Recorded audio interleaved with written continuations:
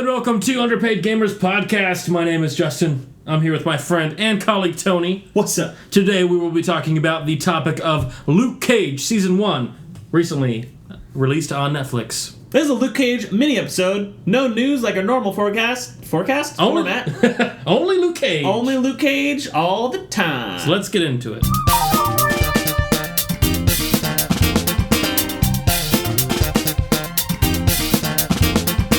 Sweet Christmas. That's a great theme song. Sweet Christmas. Anyway. So good. Luke Cage came out. Yes, it did. Netflix, Marvel, blah, blah, blah, blah. When I was watching it, so we watched it at different rates. I watched it as fast as almost as fast as I could. I watched about one episode a night, 2 episodes a night maybe. Yeah. And I rounded off with like 3 episodes to finish it off. So I was done within like the first couple days. I was making notes every episode until episode 5, and that's when I completely lost interest.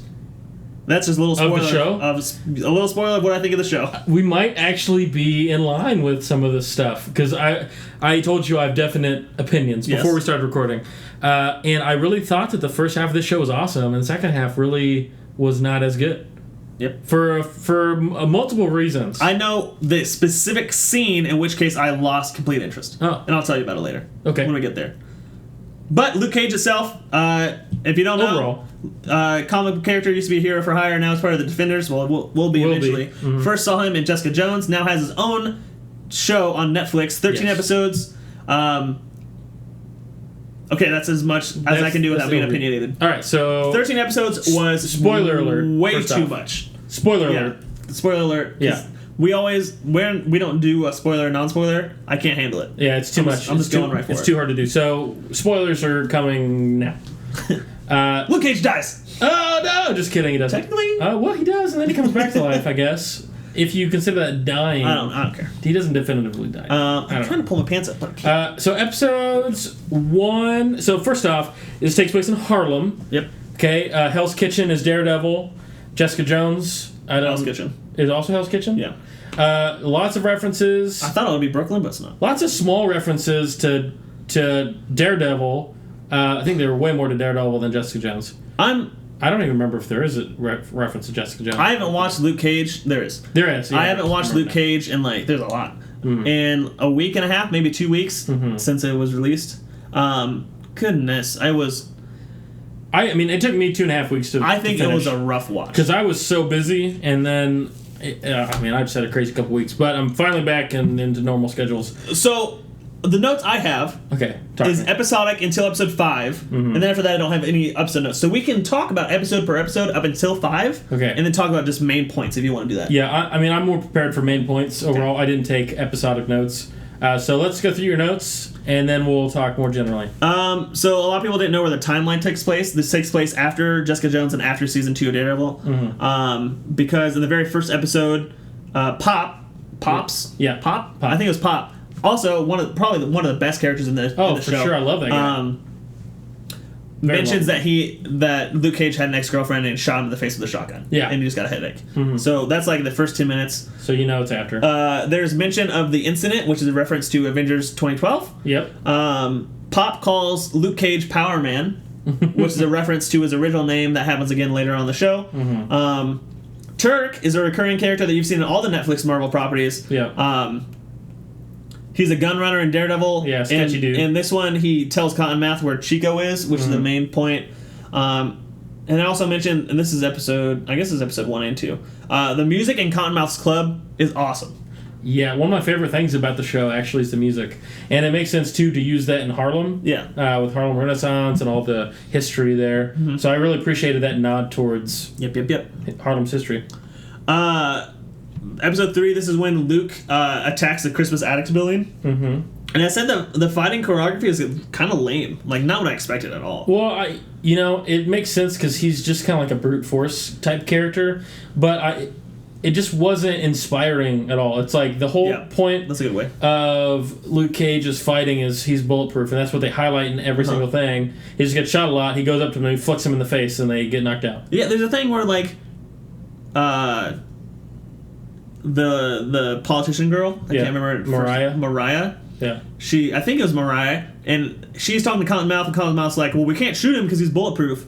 And I think she's like, well, drown him or poison him. Right. Like, figure it out. Never once does anything other than fighting happen. Right. Like, never. They don't try shooting him. Like, I don't know how you would drown him. I don't know how you, like, capture him to throw him into the river. Right, but you could get creative and and there was no creativity. It was always, oh my gosh, shoot him! And then they all shoot him like, oh no, we're out of bullets. What do we do now? And then they do that until they get the bullets that they can shoot through him. Even his choreography was not good. Like, when he fought people, he just flails his arms from left to right. He doesn't, hardly ever does he lift anybody up and like throw them. He doesn't punch anybody through a wall. A couple times there's like some boxing elements, because it talks about his history, like towards the end too, when he fights Diamondback. There's like some boxing elements to it, but then that whole fight scene, let's get to that later, but man, I was a little bit disappointed with that. This was the worst fight scenes I've seen in any Marvel property. Yeah. Netflix-wise, yes. Yeah, I mean, maybe even movies, too. I said it's a big action set piece when he attacks Christmas addicts, and Luke isn't ever in danger. Big sweeping motions where Luke hits multiple guys at once, and instead of, like, dominating person after person, I would have just preferred to see a larger show of force. So, like, it's one of those things where he knocks one person, and he, like, bowling balls into, like, 12 other people, and they all fall down. Right? Never once did he, like, pick somebody up and throw him at somebody else to knock him down. Right. He just, like, sweeps his arms, and a guy gets hit, and the force of it pushes a whole bunch of other people back. I'm like, come on. Like, and it would be cool if like, let's say they were fighting in a jail cell, or if the windows had iron bars on them, if Luke Cage, like, wrapped somebody up in those iron bars and, like, held them there until the police got there. Yeah. That would be cool. They didn't really use his strength very well, I think. Like, he never wants to. Maybe he's not a big jumper. I mean, I would think someone that big would be able to jump pretty far. Yeah. Or at least pretty high. Yeah. I mean, there's one time where he jumps out and he lands and he cracks the cement, and I'm like, that's cool. Yeah, I mean, that's classic superhero. But, I mean, he does use his strength to capture. Who was it in the? There's a scene dumpster. He like bends the dumpster around. Yeah. I think that's Turk. Yeah, I actually think it is Turk. So that was a good show. That was and he should have, but they should have done that more. At least like one or two other times. So overall, just like choreography was not there, especially when you compare it to Daredevil. Yeah. Like, think of the Punisher scene in the prison. Oof. Oh my gosh, did they like make that so awesome? And Daredevil too, his fighting is so much fun to watch. I don't know. Is that just like because they're different characters? Because Daredevil and Punisher aren't that strong, or like, do you think they intentionally made this look lame because one, Luke Cage doesn't really want to fight, and two, he's just so strong he's never been pushed? I mean, he's more of a defensive character. I think, like, if he has a role in the team, like, he's the tank. He's the tank, and tanks aren't supposed to be super offensive, and it makes sense too. Like, in his final fight scene, he's like, I'm just gonna take all the punches. Like, that's just kind of his character to some extent, I don't know. They should have just been more of like throwing people through walls, throwing people into the ceiling, throwing people into other people. Like, one of the coolest scenes with the Hulk, which is like a comparable character but like way stronger, is like when the Hulk grabs Loki and just like smashes him into the ground. Like, that's one of my favorite scenes in Marvel movies, because it's so much fun. Like, it was just a fun scene. We didn't see it coming, and all of a sudden, just brute strength. I'm a god. Puny god. Boom, boom, boom, boom, boom, boom. Like, so cool. We don't get anything close to that feeling. I think there's Cage. I see what you're saying there, but Luke Cage is very, like, he doesn't want to kill anybody. True. So he can't really, like, use his strength that much. I think it's somewhat of a burden on him that he's so strong, and maybe that's part of the way he fights. Is I have to take a step back, very Spider-Man-like. So Spider-Man could do that, could destroy people, right? I can't remember. There's something I went on a weird thought process there. Yeah. Little tangent. Yeah. So there's in the hospital room after Chico's assaulted. Yeah. This is after Pop dies. Okay. Pop dies, by the way. Spoiler. Which I think was good. I think that was good motivation. I knew that was going to happen, and I just like prayed that it wouldn't, because I just love Pop so much. I didn't think about it. The guy that went and shot up the barbershop, like, Cottonmouth just like destroyed him. Like, he just threw him off the building. I know. I was like, I respect that. And that kind of shows like Cottonmouth's... At first I really liked Cottonmouth. At first, I did.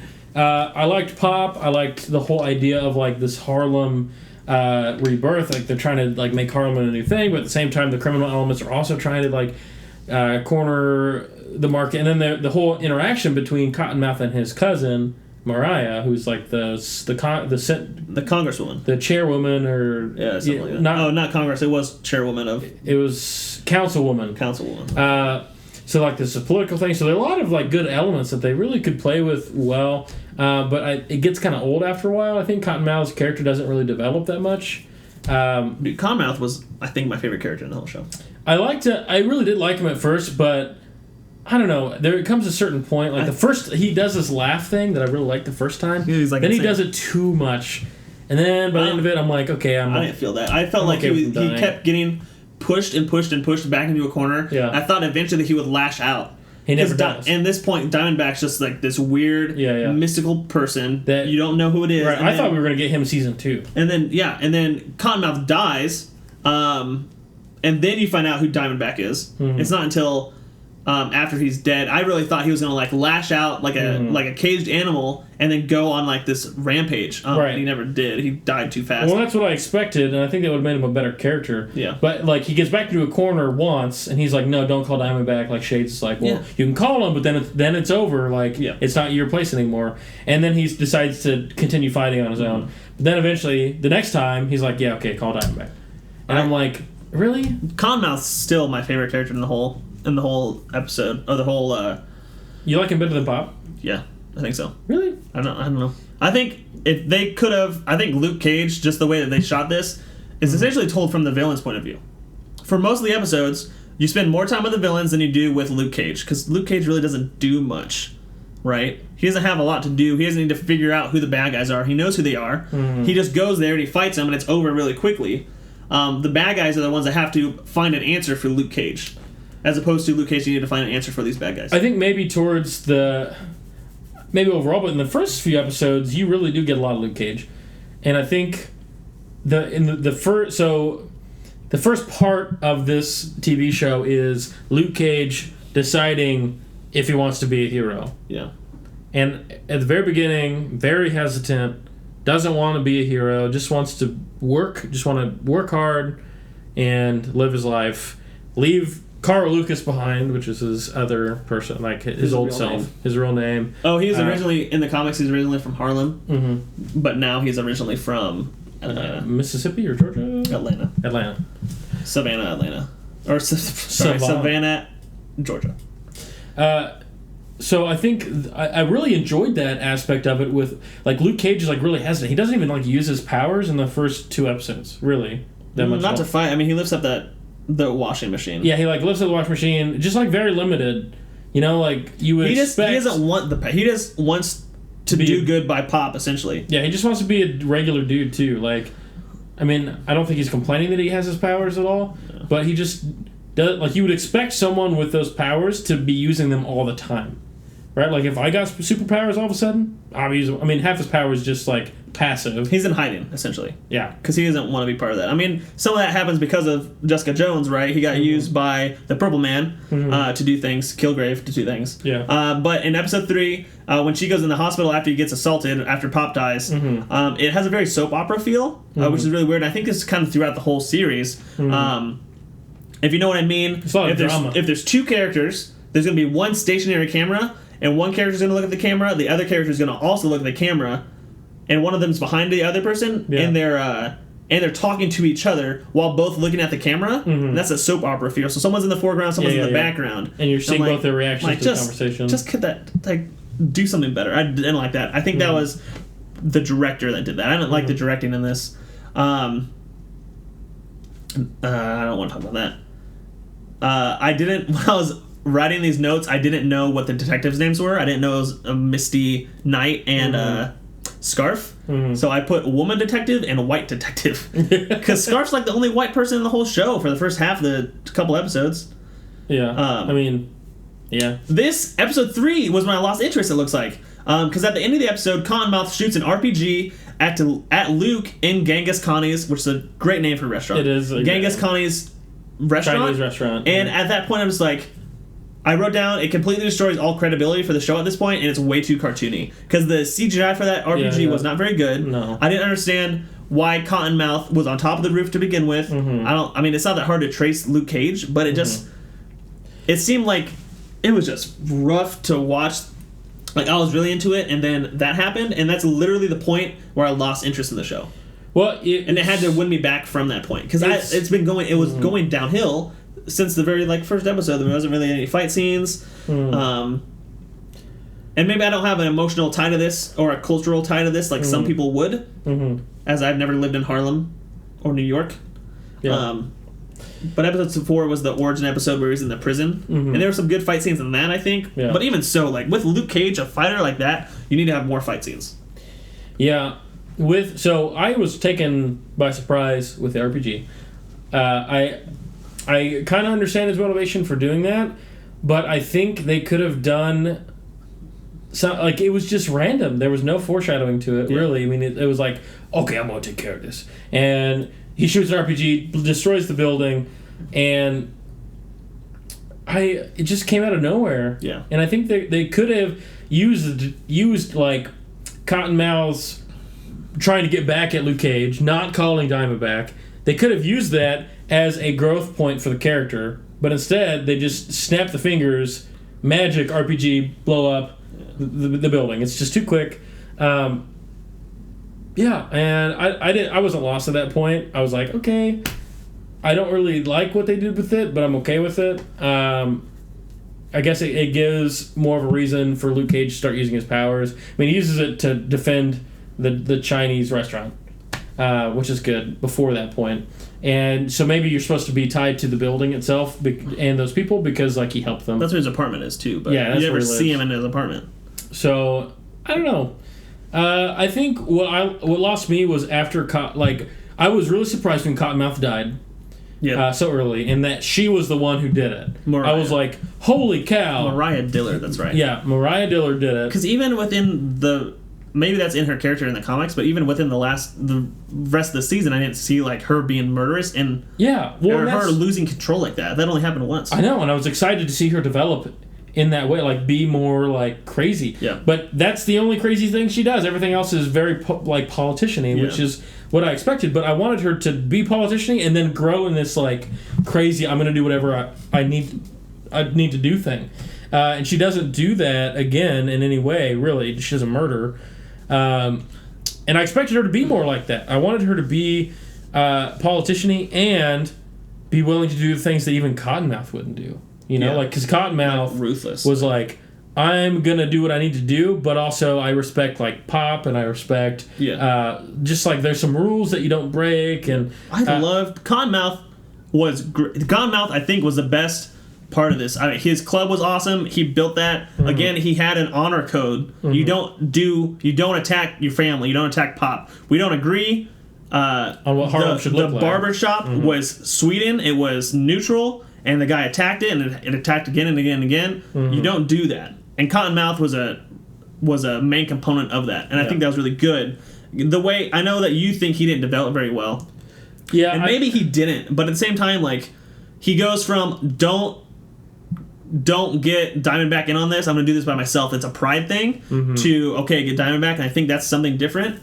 I wish he was around for longer because I would have liked to see what they did with that character. Yeah. They killed him off so quick. There's that one scene where he beats the snot out of somebody on the ground. Oh yeah, the kid who stole the guns or something. One of the dudes who. And then he walks toward the frame and they put Big E's crown on him. Yeah, I was like, that's sick. That's cool. That again happens within the first 3 episodes. Yeah, which I think are the best episodes in the whole. It goes downhill from there. I love the setting.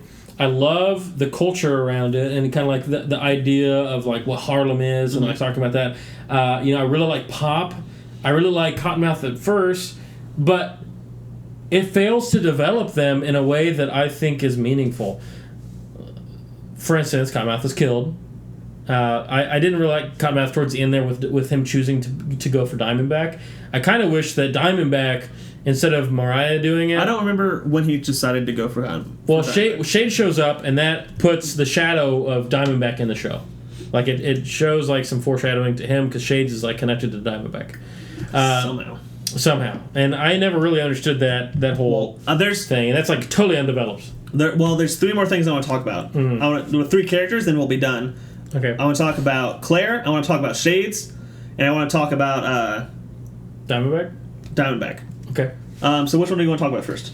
Let's talk about... Claire is kind of the one that's not connected to the other two. Yeah. Let's do Claire first. So Claire Claire, also known as the Night Nurse, has been in every Marvel show, every Netflix show. Yep.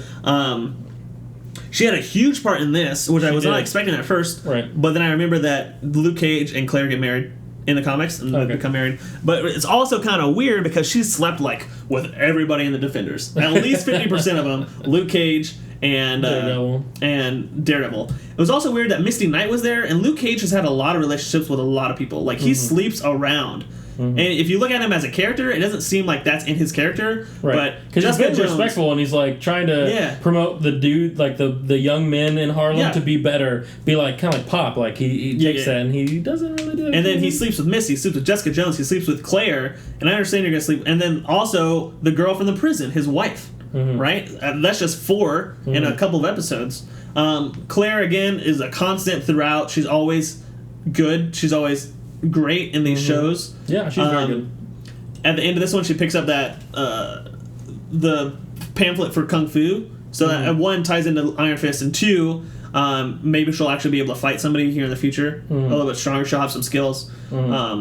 Outside of just her nursing skills, which she saved so many people's lives in the show. Yeah, in all the Marvel TV shows. There was a big segment of this show, like 2 or 3 episodes, where Luke Cage got shot by the Judas bullet, and that was super.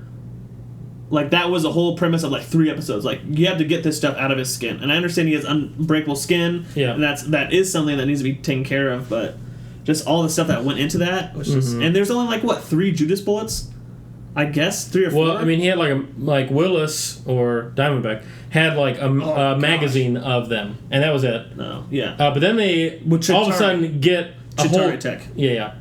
Which is from the event. Yes, the incident. The incident. Which is like a whole other subplot, is like trying to arm the police with them. So Diamondback has like a magazine of them, and that's it, and he feels limited. But then he sells a bunch of them to the police.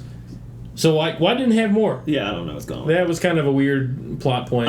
There are some jokes in here that I really, really did not like. I can think of 2 off the top of my head, and it reminded me too much of like the DC TV shows. Okay. Very like not tongue in cheek, but very corny jokes, very unnecessary. One of them was "Bye, Felicia." Okay. Which oh yeah, I remember that. They said that I think Cottonmouth or Diamondback said that to somebody. And then Shades, completely out of character, makes a joke and says, "What are you talking about, Willis?" Yeah, I know. And I'm just like, both of those things, like, get that crap out of here. Yeah, like, I didn't laugh at either. There was a Warriors reference where Diamondback says, "Can you dig it?" And that's a reference to the Warriors, which is an old show, and I've watched it and I can talk more about that, but I don't think it's necessary. It's just, there are references. I think the script and the directing in this, I think, is what made it fall apart. Everything that had to do with Luke Cage, I think Luke Cage, the character specifically, was my least favorite part of it. The fight scenes weren't very good. His character was all right, but there were more interesting characters around him in Diamondback or in Cottonmouth, in Claire. But that's essentially Claire. If we want to talk about Shades, is a lot of people's favorite. I like Shades, and I expected a lot more from him. I think out of the bad guys, Shades is my favorite. I actually was like rooting for Shades to some extent. Yep. But at the same time, I don't know. He just like straight up murders that girl at the end. Like, he just walks up. That's true, but and that kind of like turned me off to him a little bit, because I thought he was kind of like an honorable guy, because he kind of helps Cottonmouth. Like, he like seems to be for Cottonmouth in the beginning. Like, are you sure you want to do that? Because when you call him, he's not gonna.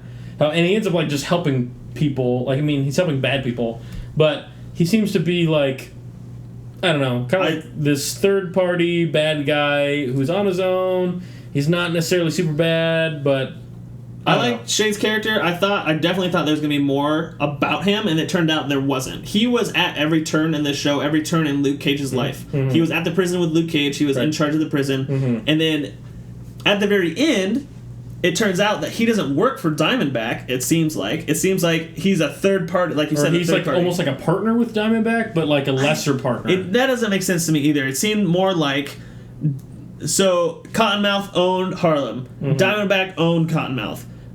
Seems like Shades was owned by somebody else that was there to help Diamondback have ownership over Cottonmouth.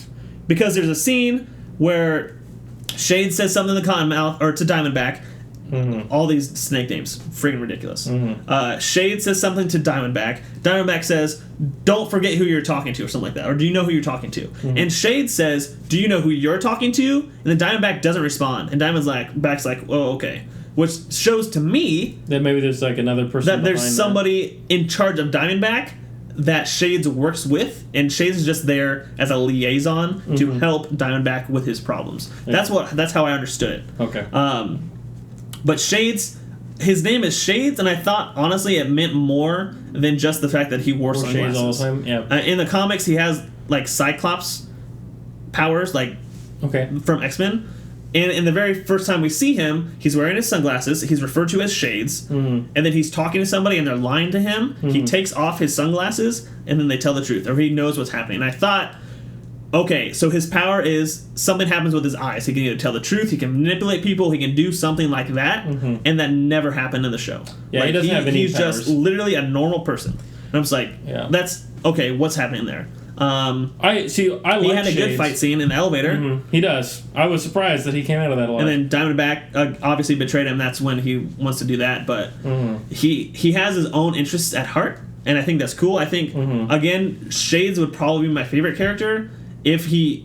I guess same thing. If he was flushed out a little bit for you with Cottonmouth. Yeah. If he evolved into something that I expected from him, whereas Cottonmouth, I knew what he was from the beginning. Yeah, and I think one of the frustrating things. And why by the end of it, I would rate Luke Cage worse than if I would have rated it like halfway through. Okay. There are like a lot of loose ends. There are a lot of things that aren't really fleshed out very well, and I think they've missed their opportunity also to flesh them out unless they really want to do a lot of backtracking in the next season. And I think one of it is Shades. Like they don't explain Shades that much really at all. Where he like. I think there's like an impression that he's from Harlem originally because he's like Puerto Rican or I can't remember what if he's actually even connected to it at all, but maybe I'm thinking of somebody else. Either way, he's in the prison with Luke Cage. That's in Georgia. That's not explained. But it's a big high stakes penitentiary. Right. It's like high security, but essentially it's Alcatraz, but in Georgia. But that's not explained at all. Why he's there? I don't know. Or how they're connected. Like how? Like besides. What do you mean?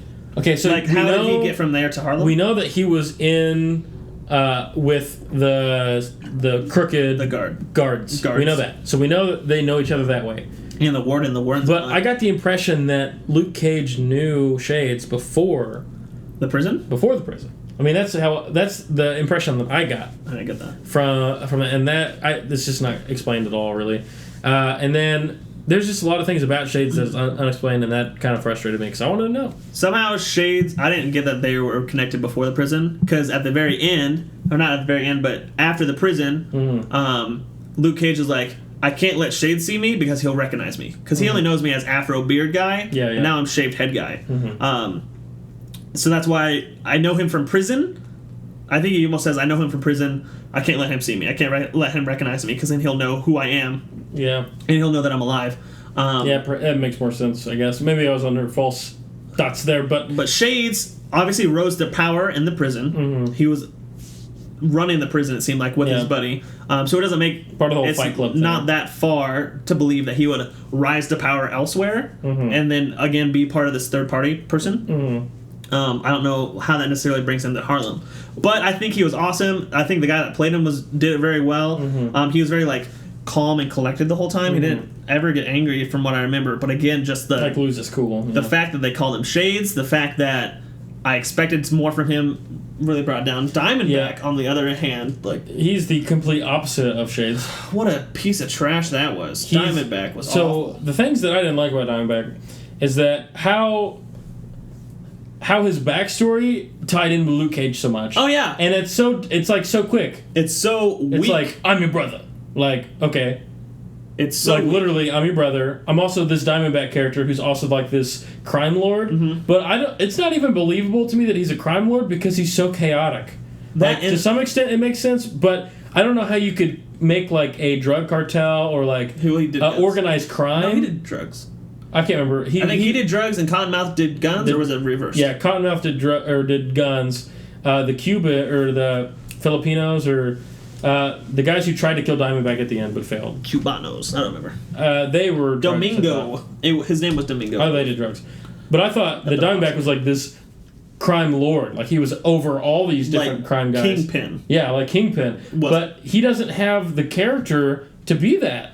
He's just chaotic and wants to kill people and like be unpredictable. And like Shades is always like, dude, we gotta have a plan. He's like, no, we don't need plans. Like the plan is to do this or to be here in this time. Oh, also that was super lame. When they did that, it was when they were in Harlem's Paradise. Luke Cage is stuck in there with Misty Knight and Claire, and there's hostages. Right. I'm just like, you're telling me that there's not like a way to spin a subway under you that Luke Cage could just punch through the floor and get to? Yeah. Or he can't just punch his way out or something like that. Like, you don't need to sit here and fight people. Right. Like, just leave. So having Diamondback again, like, I agree with what you said. It doesn't. At the very beginning of this season, they talk about how he's this big ghost of a character, and then he shows up, and I'm just like, it's not really anything. The only power he had at the very beginning, all the guns were from Hammer Tech, which is a reference to Iron Man 2, I believe. Yeah, Justin Hammer. The only power he had was he had the Judas bullet, which is fine. That's made almost specifically for Luke Cage, it seemed like. And then at the very end, he got that power suit, from Hammer Tech, which looked ridiculous. But at the same time, it looked like a 70s character. There's two things Luke Cage had to do in the final fight. So we'll talk about the final fight. Two things he had to do. One, rip out the power pack. Which everyone in the world thought he was going to do because they kept focusing on the power pack. And he kept seeing it, and he saw it lose power over and over again. Yeah. Like, he notices it.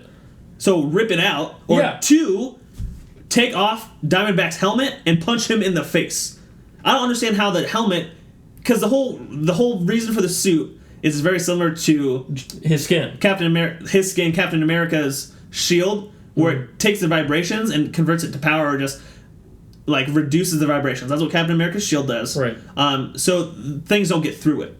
So when he gets punched or when he gets shot in the suit, it absorbs all the force and just bounces off. But I don't know how his helmet can do that because his helmet's a solid. Right. So all Luke Cage has to do is unbuckle the helmet and flick him in the head. Punch him in the mouth. Yeah. And I guess the big thing was Luke Cage at the end of the fight would just pretended. He didn't pretend. He didn't like, fight I'm done back. fighting. I'm done.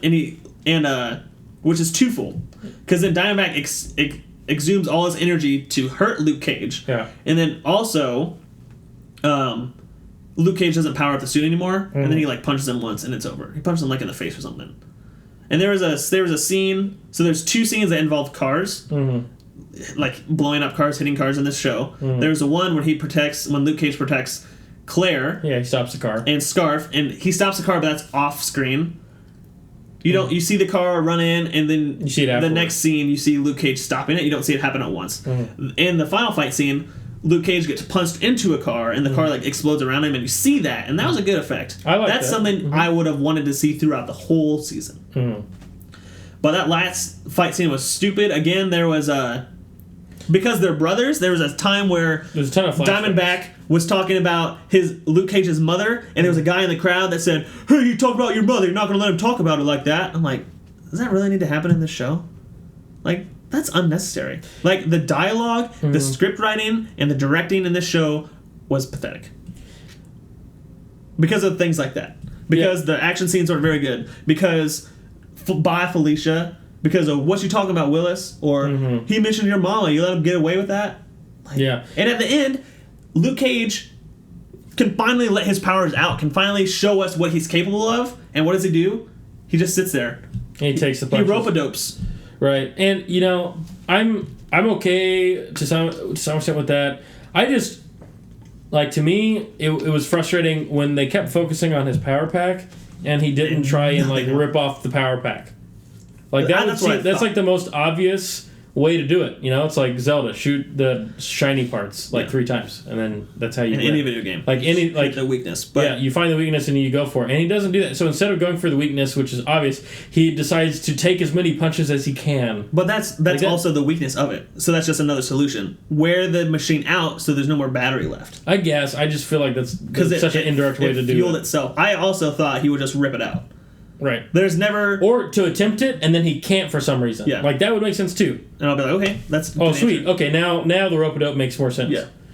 It just seems like unfleshed out. But I'm still upset that Diamondback is his brother, like his half brother. Yeah, what kind of motivation is that crap? Like they should have made Willis a separate character from Diamondback, so that way we could have had a cool character be the crime lord and Willis be this just like crazed brother that comes out of nowhere that wants to try and kill him for all this backstory stuff. So that could have been a totally different character in a whole other season. Yeah. That would have made more sense in another context, but instead they throw it as this Diamondback character. Like, that's so random that the crime lord would also be his brother. Like, that's too much of a coincidence. Yeah. It should have been separate. Like, how much like that can't... Okay. So if we're going to look at the timeline, Luke Cage just got into Harlem 3 or 6 months, I think 6 months before any of this happens. Mm-hmm. Cottonmouth has been there literally his whole life. Mm-hmm. And Cottonmouth answers to Diamondback, which would assume, in Georgia too. That Diamondback, not from Atlanta, Harlem, would make sense that Diamondback has been in Harlem for just as long as Cottonmouth to have taken over Harlem like that. Right. But Luke Cage just got there. So was Diamondback's whole plan to have Luke go to jail and then marry the girl in jail, then have that girl die, and then go to Harlem and just be there for the rest of his life, and now Diamondback's plan eventually works? Or was this just kind of like a coincidence? Like, okay, Diamondback is now in charge of Harlem. Oh, Luke Cage is here. I guess I'll take him out. Right. It's just, to me, it doesn't... Like, that's so coincidental. There's so many things with the whole brother. Like, they should not have made them brother. Like, they didn't have to be related at all. No. Luke Cage has already been enough of a menace in Harlem to the crime for Diamondback to have enough motivation to fight him. Right. And then later you find out, oh, I'm mad at you because our father, who hated both of us, hated you a little bit less. Mm-hmm. Maybe. I still think they should have separated the character of Diamondback and Willis. Should not have been the same character.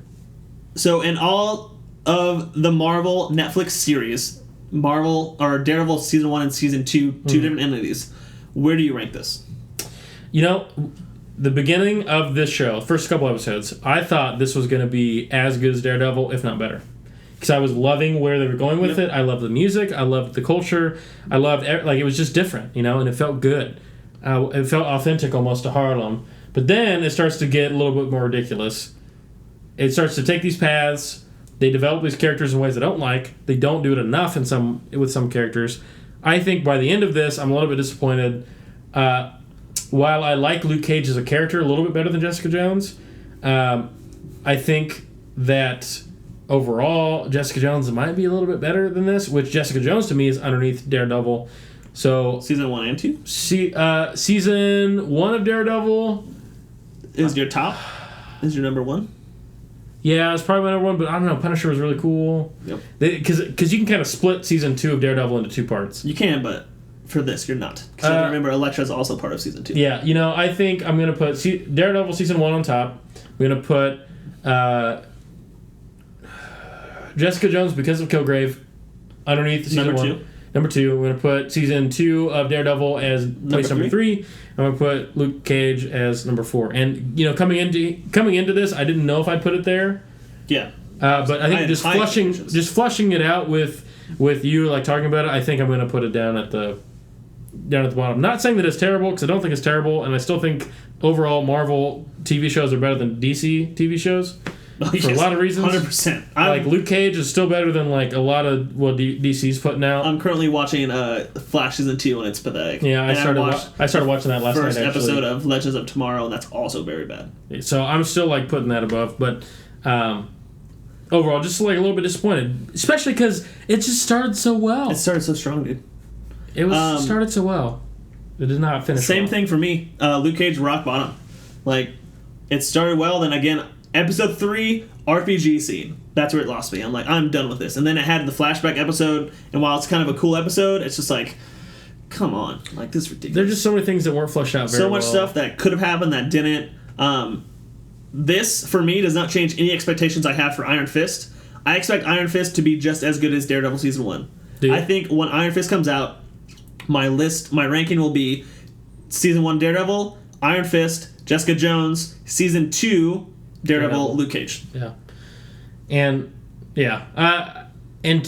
I think some of my predictions, like in my head, I thought early on, like, how are they going to make Luke Cage into a cool character? Like, his power is like being bulletproof. Invincible.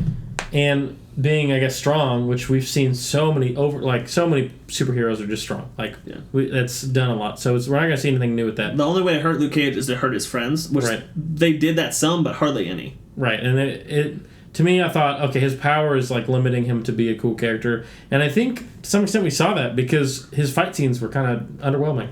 I only think that's because of choreography, but it's also I fleshed out some things that I haven't thought of before. Mm-hmm. I think that's almost part of his character. He doesn't want to hurt anybody. Yeah. So he's not going to completely go all out and destroy people. He's gonna hit somebody with his arm and he's gonna knock over 5 people. Mm-hmm.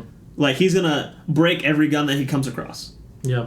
So maybe as an argument as to how the fight scenes are good in favor of Luke Cage, but altogether this season was a little underwhelming.